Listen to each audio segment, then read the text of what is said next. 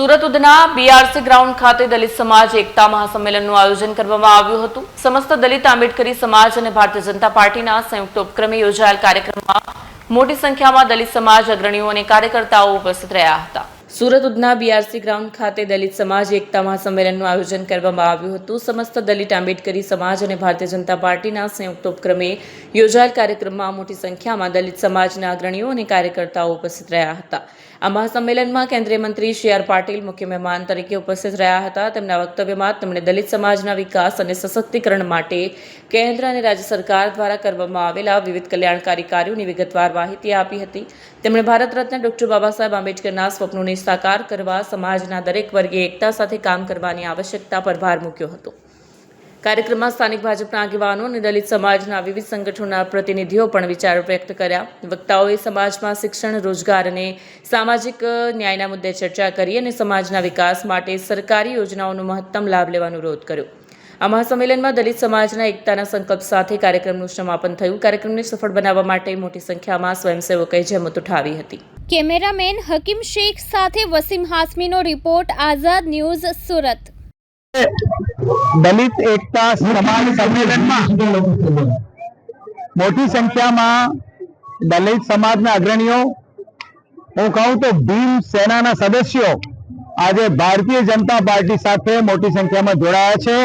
એના માટે અમે ભારતીય જનતા પાર્ટીના કાર્યકર્તાઓ, અમારા પ્રમુખ નેતાઓ બધા અહીંયા ઉપસ્થિત હતા અને એમની હાજરીમાં આજે મોટી સંખ્યામાં ભીમ સમાજના અગ્રણીઓ, દલિત સમાજના અગ્રણીઓ, જેના માટે ભારતીય જનતા પાર્ટી વર્ષોથી કામ કરી રહી છે। સુરત મહાનગરમાં 1995 થી ભારતીય જનતા પાર્ટીની સરકાર છે અને સુરેશ સોમણે એમની પોતાની ટીમ સાથે, એમના મિત્રો સાથે, એમના સંગઠનના સાથીઓ સાથે આજે ભારતીય જનતા પાર્ટીમાં જોડાઈ રહ્યા છે। એનો આજે અમને આનંદ છે।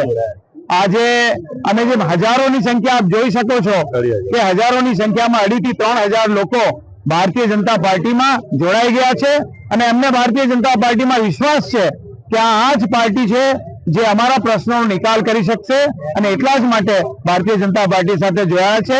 માનનીય પ્રધાનમંત્રી શ્રી નરેન્દ્ર મોદી સાહેબ હંમેશા કહે છે કે જે કોઈ પણ વસ્તુઓ કે જે કોઈ પણ સમાજ સુધી, નાના માણસો સુધી, નીચેના માણસો સુધી જ્યારે કોઈ વસ્તુ પહોંચે છે ત્યારે કોઈ પણ સ્કીમ હોય એનો લાભ એ નીચેના છેવાડાના માણસ સુધી પહોંચવો જોઈએ।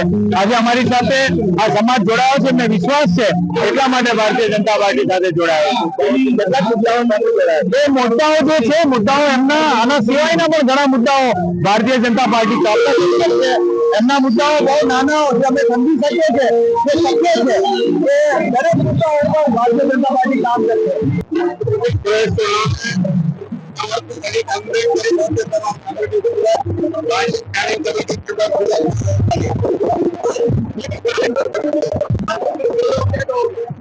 आज हजारों की संख्या में यहाँ दलित एकता महासम्मेलन का आयोजन हुआ है और सम्मेलन के मुख्य आयोजन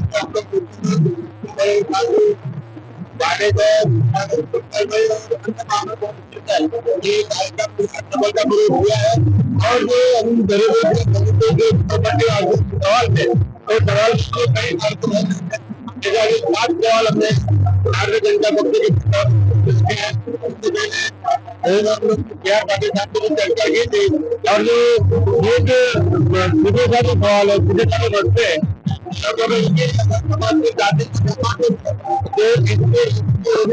महाराष्ट्र के गुजरात की जाति के अनुरूप है मिलना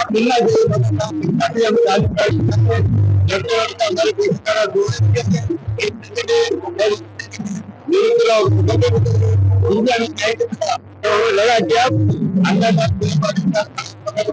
और भारतीय जनता पक्ष के शीर्ष नेताओं के साथ पकड़कर इसलिए आज ये दल बने और भारतीय जनता पक्ष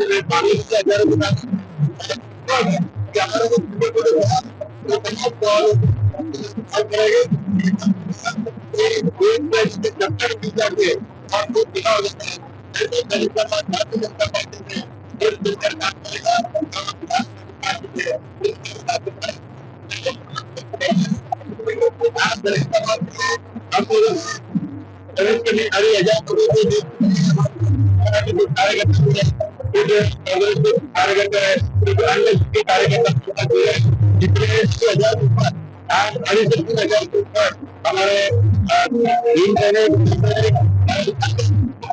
समाज के आगे भारतीय जनता पक्ष में जुड़कर अपने हक के लिए कंधे से कंधा मिलाकर काम किया।